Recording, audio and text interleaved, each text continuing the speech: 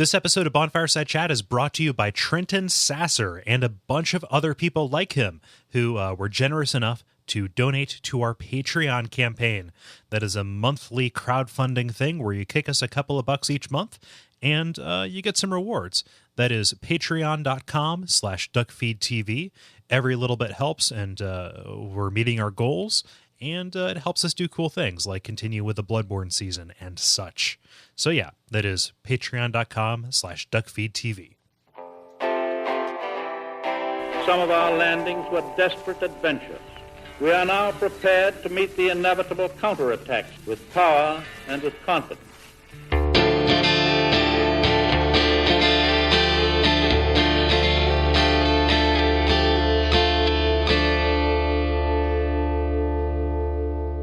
My name is Gary Butterfield. My name is Kole Ross.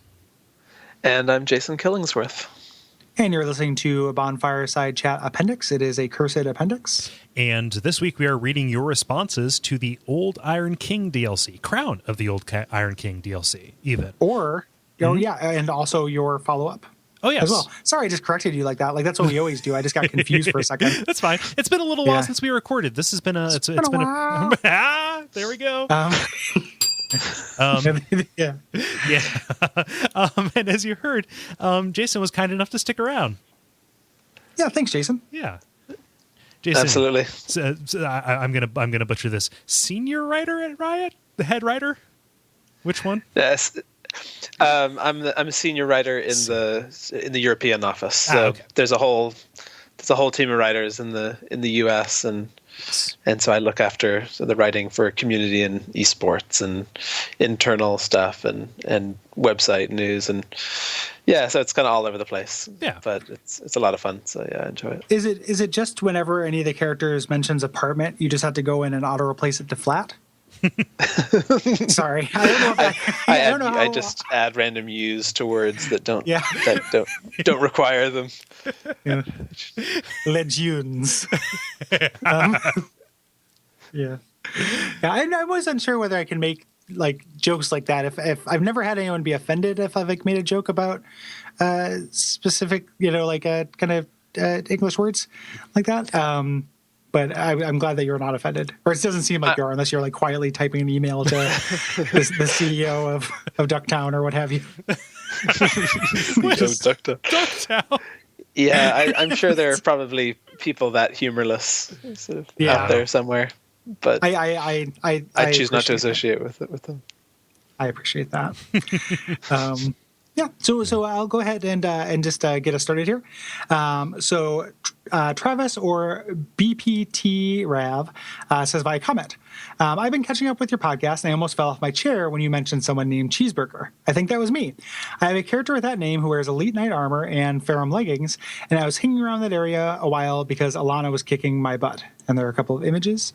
It was a pleasure doing battle with you, good sir, and I love the podcast. Next time I'll bring those onions. Yeah. Smiling emoticon. Smiley face emoticon. Yeah, so Travis, a.k.a. Cheeseburger, this is a very small world. You definitely, by looking at your character, were the person who helped me beat, I believe, both Alana and Sin, which I mentioned in the past episode. Amazing. So I, in turn, nearly fell out of my chair when you dropped this comment on the blog entry. Oh, so yeah, I just wanted to let people know how magical this world is. And we're all interconnected star children. Yeah, thanks, Cheeseburger. A cheeseburger made of stardust. If you believe Carl Sagan. Yeah. So Stephen writes in via contact, continuing the follow-up. There's been a lot of talk about Lucatiel and how her quest is disappointing for her failing in or ending at a dead end and going hollow. But I feel like there's another small wrinkle to it. You're probably both aware that you can find her summon sign in one of the DLCs, right? This summon sign shows up even if you complete her quest, and most people assume that she goes hollow. However, it's important to note that the dead cannot be phantoms. This means that even though Lucatiel has lost her purpose, even though she has forgotten who she is, that she's still out there fighting the good fight. This mirrors the journey of the player somewhat. What this means is that Lucatiel, rather than failing and fading away, lives on as an empty warrior, devoid of self, but not of sense. I don't know if you're Yeah, trying to like- make that sound like a happy end. Yeah. Well, it also could. I mean, that's what I want it to be. But then there's that doubt that, I end up having with some of the Dark Souls 2 stuff where, like, I don't know if that's a gameplay concession or like fan service, or if that's supposed to play into her actual lore that she shows up later. Because if I recall, there's nothing like really meaningful about where she shows up. And people can die. Like, you can kill Lucatiel in the game, or like you can kill and her summon shine won't show up there, but I guess it does show up in the DLC. Mm-hmm. Even if you get her armor, because I saw it even though I killed her for her armor. Mm-hmm. So I don't know if that is actually like a intentional story thing, or if that is a just kind of a gameplay thing, I guess. I'm going to sound like a jerk when I say this. I don't know if I'm entirely convinced of the supposition that the dead can't be phantoms because of the TEW-ness of it. Mm-hmm. I avoided saying it because, like, aren't there some situations where, like, Witch Beatrice, died fighting the four kings, but you can summon her for the crystal butterfly, right? Yeah, or vice versa. Yeah. I'm not 100% convinced of that either. And I think also, and I could be wrong about this, and I should know this, but I don't, and people could feel free to take a task for this, but like, I think in Dark Souls 2, is it true that you can be summoned when you are hollow, but you can't summon when you are hollow? Yeah. So I think that, so she could be, hollowed out and be gone, for lack of a better word, but still be summoned. She just can no longer summon other people in. Yeah. Yeah. I don't know. It's not like it's invalid interpretation. It's just I don't know how airtight it is. Yeah. Which is fine because we're not dealing in matters of airtightness. Yep. For the most part. And it's a different conclusion for her story, which is something we can entertain. Mm-hmm. Yeah. Jason, do you want to read Owen's comment? Yeah. So Owen got in touch via contact, and he says, in your Shrine of Amana Undead Crypt episode, you mentioned the two royal knights standing at the top of the stairs before the fog wall. They were giving me some difficulty because you cannot pull them off the stairs. On my current playthrough, no shield, NG+, sun sword, I had cleared the hall of all but these two knights. I poked at them a couple times, but had to make a hasty retreat after an ill-timed roll. I quit the game, shook my fist, and vowed to return to teach them a lesson later. When I did return, you can imagine my surprise when the two normally steadfast knights began wandering around like they were searching for something. I shot one with my trusty bow, and my grin widened as the knight turned and booked it in my direction. I dispatched them one at a time and was finally able to face Velstadt. Wanting to make sure this was not a fluke, I used the feather and restarted the run. Sure enough, the same thing happened. On the PS3, quitting the game with only those two knights left appears to be a reliable way to get them to move off the stairs and away from the fog wall so you can take them down one at a time or run past. Yeah. So it seems like their pathing or their guardian status is entirely dependent on the people that are around him, maybe. Yeah, that makes sense. Yeah. Cool. That is a ridiculously specific set of circumstances. Yeah, like that's how you discover things like that. Mm-hmm. Like whenever I'm just kind of like, how did somebody even figure this out? Like, it just happens. Like there's just enough people, enough monkeys on enough typewriters that like this stuff gets found out. Yeah. Very cool. Yeah. So moving on to responses of this area. Yeah. Ryan says via contact. This is long. I didn't edit it down because there were enough cogent points, but if you want to throw off to me in the middle, you can. Okay, I might. I'm feeling strong, so I might be able to get through it. We'll see. Ryan says, this DLC has so much going for it. The extreme verticality and the level design, interesting new insights into the Iron King, the inventive NPC invasions, the cool new weapons, and yet, when I remember this DLC, all I can think of is Artorias. The majestic greatsword is clearly the most direct and unabashedly blatant reference to the old knight, and provides new insight into its old wielder. The further corrosion and lack of luster on the blade shows its extreme age, yet somehow it is actually a very good weapon in its own right this time around, unlike its counterpart in Dark Souls 1 that wasn't really worth the stat investments. Any Dark Souls 1 fan should instantly recognize this blade, and it becomes a wide-eyed, holy shit moment upon reading the description and testing out the moveset. It also seems to confirm a popular fan theory about Artorias fighting you with his offhand. It only permits Artorias' iconic acrobatic attacks when held in the left hand, and even gets a damage boost if you do so. It hit me then that somehow Artorias' legend continues to grow in hindsight. He was fighting you at his weakest. He was fighting you at the weakest he could have possibly been, corrupted by dark, completely feral, and without his great shield, and holding his massive sword in his offhand. And yet he still manages to be arguably the toughest fight in the entire game. What chance would the Chosen Undead have possibly had if Artorias had been at full strength, or even at half strength? However, the great sword is not what reminds me most about the Abyss Walker. It's his spiritual successor, the fallen swordsman Raim, the Fume Knight. The references are clear at just a glance. Their helmets are remarkably similarly shaped, with the beak in the front of the helm that shrouds their faces in darkness. Their armor has similar shapes of deterioration due to dark exposure. They both are abyss-corrupted knights who were tasked with destroying the dark and instead were infused with it, either by choice, Raim, or forcefully, Artorias. They both use their offhand with a greatsword as their primary weapon and no shield. They both vary the timing of their attacks quite significantly and can chain together attacks somewhat unexpectedly unless you have just seen them enough times to learn exactly what variations in the animations look like. Oh, and they both punish you with nearly instant death if you dodge incorrectly. The only wrinkle is you can prevent Artorias' phase 2, while Raim's is almost guaranteed. Raim is almost like Artorias' beefy big brother. Instead of dancing around you and flying into the air with wanton acrobatics, he instead relies on brute strength, heavier armor, and powerful magic. However, fighting both of them is like a dance. Fuck the shield, fuck your armor. You learn the moves and you dodge them or you are dead. Raim, I feel, is the only boss in the game where you literally need to get good or you will never ever beat him. And I feel the same can be said about his spiritual predecessor in Elysiel. Very strong case. Yeah. Yeah. It's funny because, I kind of equate Artorias' boss fight with Honor. Like just like, oh, this is like a straight up duel. Like we are not so much equals because he can do a bunch of fancy shit that I can't, but that's the takeaway that I have here. Whereas with Raim, he has, if you don't prepare the arena correctly, he has this healing power of his benefactor, this person who made him as he is today and kind of is propping him up with this healing, right? And there's something, I don't know, not like dishonorable about that, but uneven, I suppose. Yeah. I don't disagree with that either. Mm-hmm. I have to look at the armor and stuff again. I didn't see that immediately, the similarities, but I maybe just wasn't looking for it. Mm-hmm. So, Gary, you were talking about that kind of that fight, like the feeling of two knights kind of squaring off, and that is something they both have, that really strong feeling of stepping into the arena with Artorias, like you are literally in that kind of arena, and then even the way that the room for that Raim fight is kind of set up, it almost feels like a stage, like a. Mm-hmm. I didn't bring this up in the main episode. It looks like a kiln. Yeah, it does. It does kind of look like a kiln. Yeah.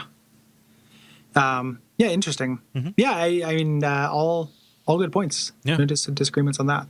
I'll take us to Zane, who writes in via contact saying, so I didn't get the memo that some parts of the DLC were supposed to be done with a buddy. The NPC phantoms were not exactly helpful, especially since they had trouble either staying alive through a slog of cheap casters and giants or running past them. And I could only get through the rocket launcher shortcut about half the time. I believe he's referring to the Iron Passage. Okay. Yeah. Even when I got there's no rocket launcher weapon in the... Yeah. Well, you have to beat it in under a certain amount of time. Yeah. It's like Resident Evil. Like if you do that, then you get the rocket launcher and you get the alternate costume where you look like Brad Pitt's character from 7 Days in Mexico or whatever. Yep. Yeah. And there are some legends you can only get to by rocket jumping. Oh, sure. Yeah. I believe he's referring to luring a salamander into blowing open a wall for you. Even when I got to the fog wall, I usually had that slowdown hex on me, and I needed to heal too. So right away, this boss, the Smelter Demon, was not going to be pleasant. Time after time, I managed to slip past the waves of enemies in my own smelter armor, only to get smacked down by my big blue brother. Fighting the Smelter Demon probably could have gone a lot smoother if I had taken the color change to mean what it was supposed to be. That instead of fire, this one was doing magic damage. So why didn't I take this rather obvious clue? Well, as anyone who's ever dealt with a Bunsen burner should know, blue flame is actually hotter than red flame. I had just recently explained this, so it stuck in my head as I looked at the clone of the most annoying boss ever. Blue smelter demon, eh? Must be extra hot. That's how it worked for Flame Stag. I mean, it looks like blue fire. Only after I checked the wiki was I able to beat him. I don't think this fight or the lead up to it was well thought out at all. Yeah. Well, Yeah, it's a little bit poopy. What was the case? There was a monster, I believe, in Demon's Souls, who had appeared that he was doing fire damage, but it was actually magic. I think I'm thinking of the Flame Lurker. Flame Lurker does fire damage. There is. I know you're right. I'm trying to think of who it is though. Well, there's what is it? In Dark Souls, the demon, the Ceaseless fire, Discharge. Ceaseless Discharge. I don't know who's the next boss in that area though. The demon Fire Sage. He does magic damage. A demon Fire Sage. Yeah, that's the one. That's the one. That fucker. Yeah, that motherfucker. He does pure magic damage, and it seems like he should do fire damage. Yep, that's what I'm thinking of. Yeah. Yeah. Mm-hmm. Huh. I don't know what Ceaseless does because I've only fought him legit once. So. Oh, did you walk him off the edge? I tend to walk him off the edge. Yeah. I never meant. I could never. Well, I didn't find out about it until later, but I could never get him to do it. Yeah. He didn't play along. He's got a death wish. Yeah. Which, I mean, because he's a giant weeping monster. Yeah, like he literally wishes he could die. Yeah. So, works out. Mm-hmm. Poor Ceaseless. Yeah. Cool. Let's get to Gregory here. He says via contact, I started the DLC on NG+, so I was having a little more trouble than normal with the endgame content. I have no idea what that's like, Gregory. Come here and hold me. On my 6th or 7th try, I had the Fume Knight brought down to about 5% of his health, and rather than helping me finish the Fume Knight off, Steelheart Ellie started taunting him. Jesus. You can guess what Raim did next. Now, I could be imagining this or misremembering it, but I'm wondering if anyone else experienced this in any of the boss fights in the DLC, or if I'm alone on this one. And then he apologizes for the pun, but I almost didn't want to read that because, I think you got to own it, man. Yeah. It's pretty good. Yeah. Yeah, no, it's... I like it. I like it. For bump there. Yeah. Well, like we approve. This is safe, Greg. Yeah, like we're good. Right? We say dumb stuff. Yeah. All the time. Yeah. It's what we do, Greg. I know that the summons can taunt now, and they can do motions and stuff. I've never seen one do it in a fight though. That's like some next level shit. If that's what that means. Like when you said Ellie started taunting him, I'm assuming it's like the you're going down or the decapitation motion or something like that. Mm-hmm. I've never seen that before, but that's crazy if they do that. Like in a way, I would love the idea if there were certain summons who, because of their disposition or just the way they carry themselves, would like to leave you to be the death blow. Right? Yeah, that's a cool. Yeah, like hey, this one's all yours, buddy. You got this. Mm-hmm. That would be cool. Yeah, but I've never had that happen. Or vice versa, like somebody who has the disposition where they're kind of seeking the glory, and are ultra aggressive and will kind of push you out of the way. Yeah, like pull out the stops and then do like a war cry at the end of it. And their summons are just bowing down to them over and over again. Yeah, it's like the ego unlock or something. It's been a long time, but I talked about it a long time ago. It's been a while. So I talked about Chubby Solaire, which was, and for those who don't remember, it was my I stole Solaire's armor, I made it a really fat guy in Dark Souls 1, would get summoned for the gargoyles and then would just stand and cheer and the fight. And I would love if they added somebody who did that, because I think that would be really incredible. Somebody just didn't help, just kind of hung out and gave you the go motions. It would be great, like if you could summon about 50 people and get like the FIFA, sort of the FIFA crowd, like where everybody kind of every third person does the same same exact motion. You throw a couple channelers tridents in there. Play some Young Turks. Yep. I wish. Frederick, we're moving on to some people because we recorded Sunken King kind of at an inopportune time. We have some extra responses from the Sunken King. So Frederick says, by contact, during my time with the DLC, I had a great deal of what the F moments, even though I'm by now a seasoned Souls player. I'm sure you talked at great length about all the griefing invaders, but the surprise giants popping out of the snow, the semi-secret last boss, as well as the at first confusing layout that looped back over itself and over, it made me think of the very first time I booted up Demons and Dark Souls 1, where I was placed in a hostile world with no sense of direction and misery around every corner. A fantastic experience, and best of all of the DLC. 10 out of 10, would die again. Yeah. For sure. The giants popping out of stuff just keeps happening. Yeah. And these giants be popping. Yeah, they're waiting for you. They are indeed. Popping and lock-oning. Yeah. Popping and lock on. There's a terrible shirt for you asshole for us. The popping and lock on. Yep. I am opening up my document. Okay.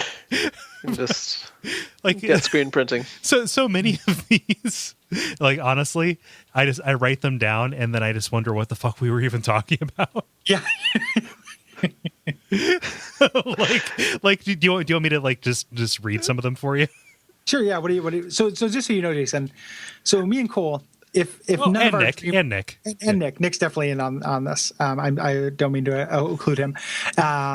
If none of our dreams work out, we have this idea called Terrible Shirts for You Assholes, and it's a company we want to start where it's just those like internet, let's just bash two things together pun. Yes. Things. So, and just because people will buy them because people will wear any shirt. So we've been kind of collecting those for a while. And oh man. And the dirty secret of this is that they often end up as shirts for our Patreon backers. It's true. Those assholes. Yep. So like I have Ashlake Wobegon. Oh my god. Kawaii is shit. Long live the new sincerity. Okay. Still Havel from The Rock. Yeah. Oh boy. Beware the Chaos Warbler. Yeah. That's actually like because they had Nick drew that image of the Chaos Warbler. Nick redeemed that. Yeah, he redeemed that one. Juggalo Thomas. Ooh. And then finally, could ever forget that guy. Poppin' and Lock On. So yep, popping and lock on. I'm glad I didn't. When we were talking about the crying Pharos mask, I'm glad I didn't do my fair cry joke. Oh, oh boy. But another one for the list. Oh man. I'll take us to Robin, I believe. Yeah. Robin, who writes in via contact, saying, "Hey guys, a quick note about the Sunken King DLC discussion. Gary found the summon NPCs for the Grey Robber boss fight didn't stay with him when he straight up ran for the Fog Gate. That's strange, as they ultimately found that they surprisingly always followed me and didn't hang around trying to kill enemies during the gauntlet. Granted, it took them a couple of seconds to catch up, but they did follow. Not that it mattered, as they were pretty hopeless in the fight, except to keep a couple of the gankers busy." Yeah, I don't know. I didn't look back on them. It's possible that they weren't staying to fight; they were just getting hit. Yeah. You know, because I was running away. But yeah, that I wish that they would have followed me. Yeah, it sucks though that they were not useful. Eventually, got through it and found human beings and figured out how to do it on my lonesome and made it work. Yeah, but it was I'm glad that they worked out for you. Did you just make a beeline through the area, or did you? Yeah, that's clear it out? Like I kill everything my first time through only. And then at that point, I'm just going to try to figure out the fastest way to get through usually. Yeah. Especially if I've lost all my souls and I have nothing to lose. Like, I've talked about that a lot, but like that's one of my favorite Dark Souls moments is I have nothing to lose. Let's try a bunch of different stuff. Like, let's see if I can make this work because I can take all the risks.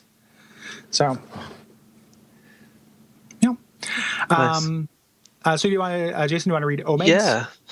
Omeg, via comment, Sin is pretty good, but his AI could use some tuning so he doesn't stay in the air for minutes. He can be really frustrating to just get a hit on. Yeah. It's really frustrating to get hit on by that guy. He's constantly breathing out negs. He doesn't take the hint. Toxic fire negs. It's his dragon breath. Yeah. Yeah, he does. I did like... I did like that kind of sense of sort of running around with him because he was in the sky, like, and just the way the camera is always kind of a bit of your worst enemy in the game. Like I'd constantly lose track of where he was overhead, and that actually made it a more terrifying fight. Yeah. So it's just like, just come down to earth so I can. It's like a taunt where he's like, I can fly, so you can't touch me. So yeah, it's what I would do if I were him. Like I would try to stay out of reach as much as possible. I wonder if there was a way to get kind of more on his level. Like if the arena had kind of 2 levels, and you were able to, if he was doing that stuff, if you were able to run up to a side area and maybe that would change the behavior, if that would answer that criticism at all. Because it can be like if you're spending a lot of time on the ground and you just can't do damage, it can be a little bit frustrating. And he does seem to stay in the air more than any of the dragon fights we've had so far. Like he does it more than Calamite. Yeah. And more than maybe not more than the Ancient Dragon, but like the less we say about that, the better. So I wonder how many people thought that the Sin fight would have something similar to Calamite to it, especially because you had heard about this, knight who had come in and halfway slain him and such, like that went in with a melee build and just saw him flying around and search fruitlessly for that, for that trick that Calamite has. Like getting Go to or God to like shoot him down. Yeah. Yeah. Maybe. And finally, Trent says via contact.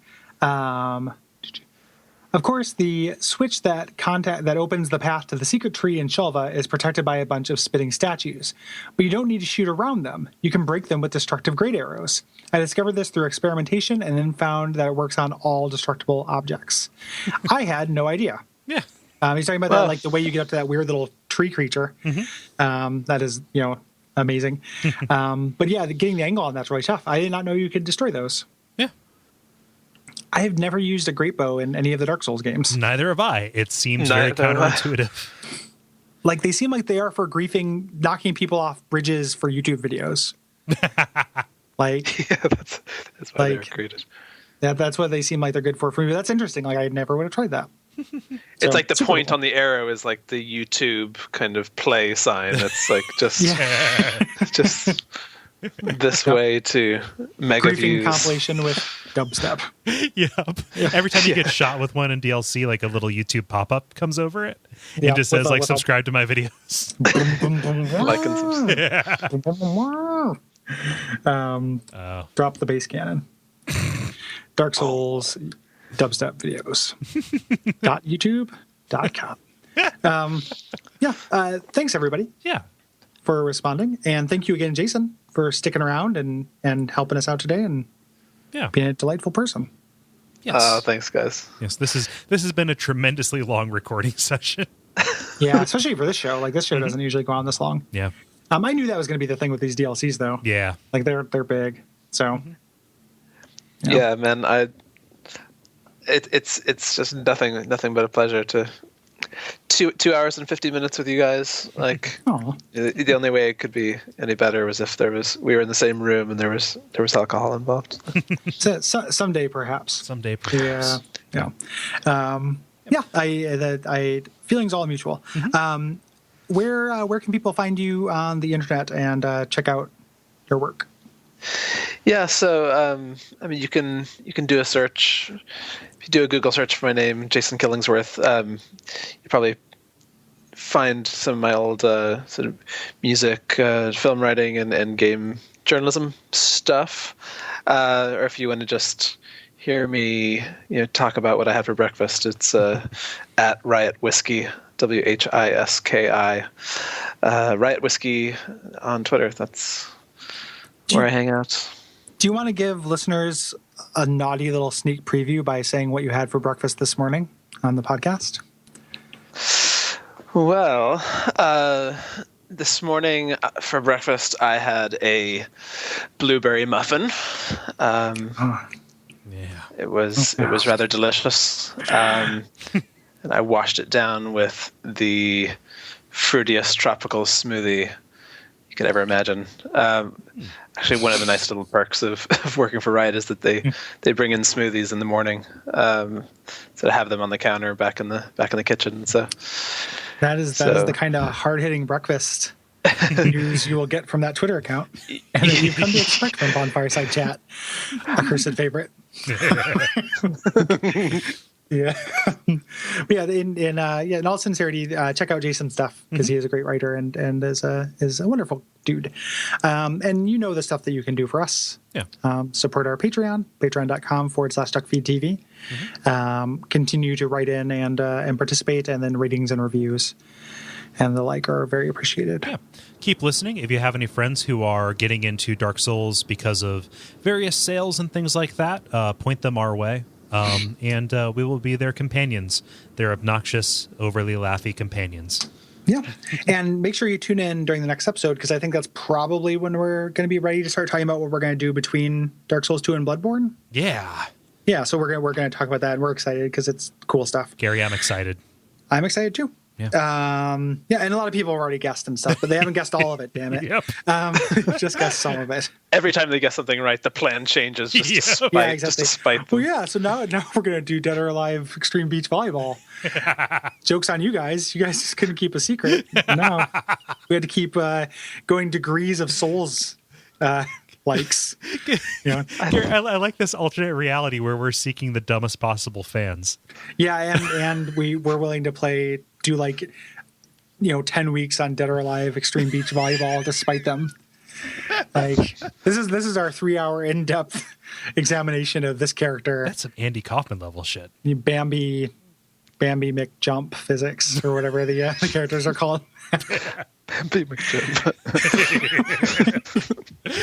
All right. Bam, okay, well, indeed. There. Umbasa, folks.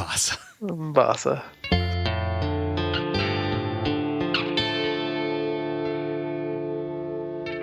I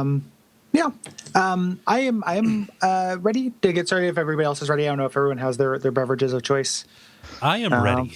Or their bucket of chicken wings, or what have you, whatever their podcasting snack of choice is. It's always good. You just want the most disgusting burps possible to escape. Here. We edit out all the wet meat noises out of the show. Oh, God. Yeah. The sound designer on Super Meat Boy kind of slapping steaks against flagpoles. It was actually just me and Cole eating chicken wings at each other. Yeah, that's the secret. Yeah, somehow they got a hold of our wave files. Yeah, chickenwing.wave is what we call that one, and they downloaded it. So, Cluckfeed.tv. Yes. The feed being most appropriate. That's eventually how sports stars retire and start restaurant chains. The podcasting retirement.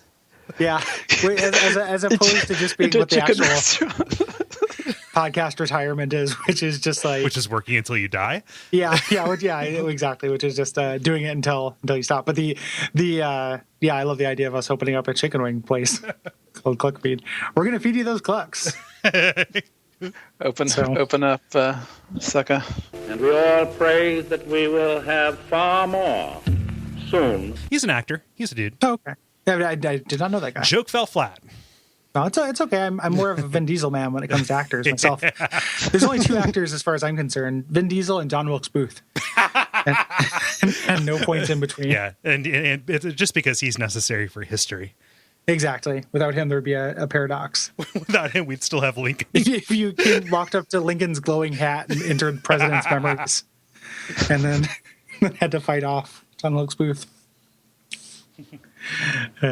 Oh, man. I'm playing it in my mind right now. Yeah. Right. It's a good game. Be the next fucking Assassin's Creed.